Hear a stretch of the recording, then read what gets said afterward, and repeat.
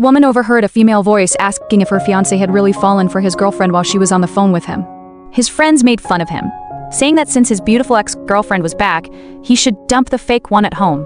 What hurt her even more was hearing them mention that her cousin was now engaged to her fiancé. The man then took off the ring she gave him and dropped it into a glass, coldly saying he had just been humoring her. He said her love was cheap, something you could buy with a little attention. He even bragged about only using her graduation project to get a promotion at the famous Star Ocean Group. In that moment, the woman learned the painful truth. Meanwhile, a powerful CEO named Li Ming had just taken over the Star Ocean Group. She immediately told her assistant to find her long-lost younger sister, Li Xing. Li Xing had been adopted by their uncle years ago and had cut off all contact. Li Ming was determined to find her and get all her information within 3 days. At the same time, at an architecture firm, Li Xing was getting yelled at by her boss over a design proposal. He threatened that if she made the company lose its deal with the Star Ocean Group, she would be in debt forever. After embarrassing her, he cornered her and tried to harass her.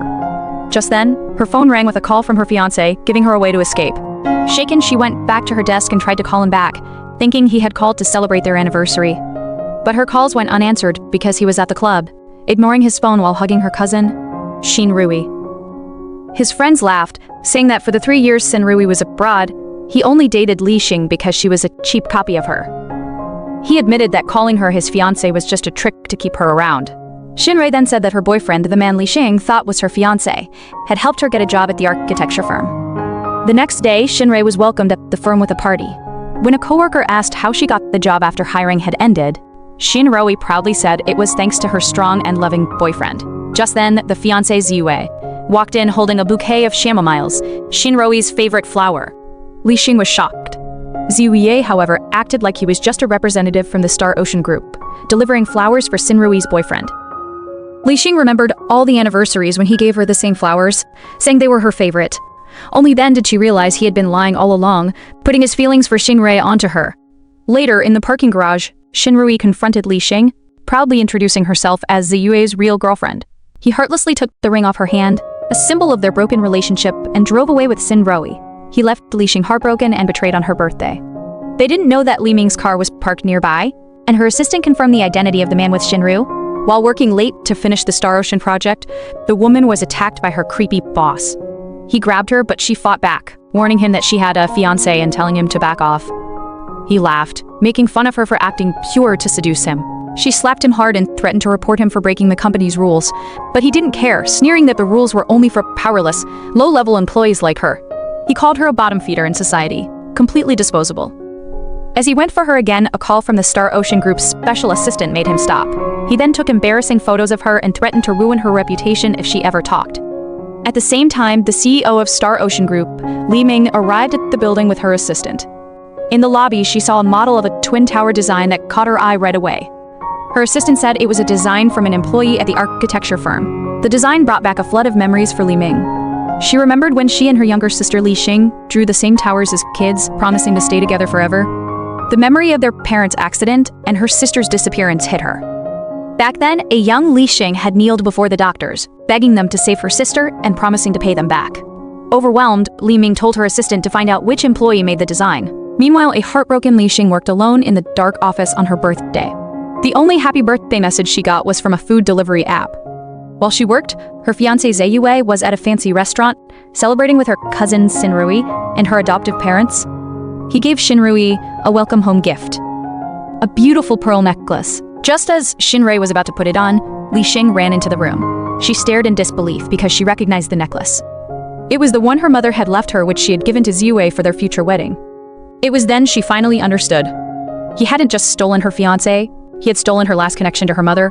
When Li Xing tried to take the necklace back, her adoptive mother threw a glass of water in her face, screaming at her to get out.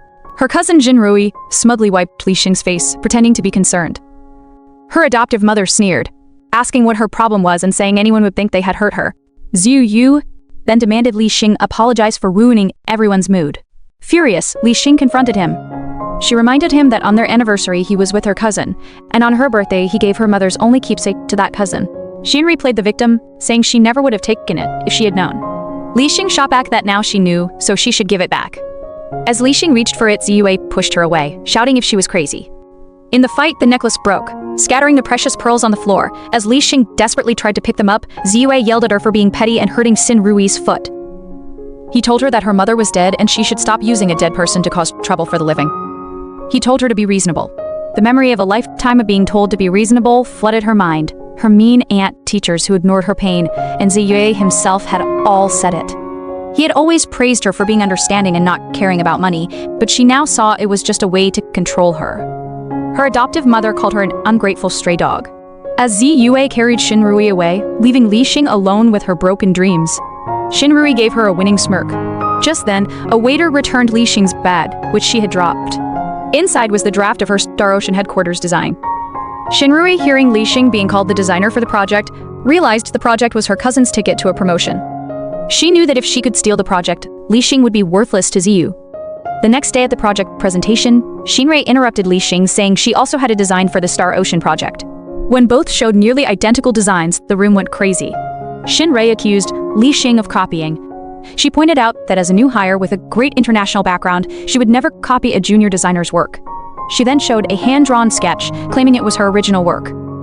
When Ziyue saw it, he cruelly accused Li Xing of being disgusting. The co-workers held the woman down, grabbing scissors to cut her clothes to pieces while calling her a copying dog.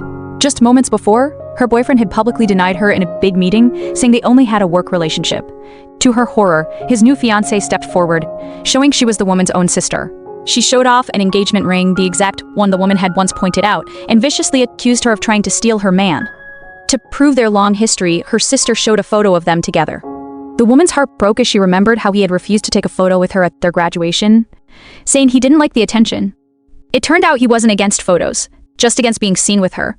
The whole office turned on her, calling her a shameless mistress and a homewrecker. One coworker even said she saw her sneaking out of another boss's office. Her sister used this lie to paint her as a woman who sleeps her way to the top. Fueled by jealousy, the coworkers swarmed her, tearing her blouse and throwing her to the floor to humiliate her. They threw her out into the pouring rain. She kneeled in despair, holding her broken design model. Her ex-boyfriend and sister soon appeared under an umbrella to deliver the final blow. He coldly offered her a stack of money as payment for their years together. Her sister bragged that she would be taking her place as the head designer for the new project. She cruelly told the truth. Her boyfriend had only used her as a replacement because she looked like her. She mocked that people without money or power are just ants to be stepped on. As the woman kneeled in the cold rain, abandoned by everyone, a luxury car pulled up. A powerful woman stepped out holding an umbrella. It was the CEO, their older sister. She had just looked at the design submission. She recognized the unique drawing of 2 roses, a secret symbol from their childhood that only she and her real sister would know. The woman ripped the pearl necklace from her sister's neck, saying the trash wasn't even worth looking at. It turned out that just the night before, she had been saved from the pouring rain by this very woman. This was her long-lost older sister and the powerful CEO of a big company. Back at the family mansion, she told how her ex-boyfriend and other sister had stolen her design, publicly shamed her, and tried to pay her off. She explained she had always been quiet. This made them think she had no one to support her and could be stepped on like dirt. But now with her powerful sister back, she refused to be a victim any longer. Her sister promised that no one could take what belonged to her family.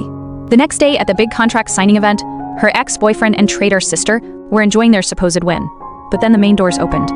The 2 sisters walked in, transformed into stunning goddesses in beautiful dresses. This left the whole room. Just then an urgent business chance came up.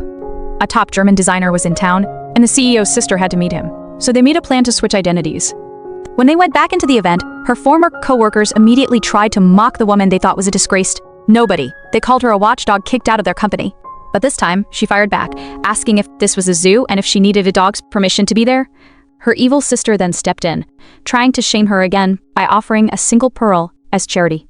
That's when she grabbed the whole necklace, calling it garbage, and threw it on the floor. As her ex-boyfriend rushed to defend his new fiancé, an assistant stepped in. The assistant stopped him and called the woman President Li.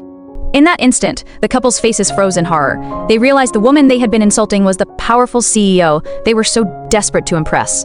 The evil sister had tried to take control. She mocked the woman for thinking she could get her job back just because she hired an actress to call her president.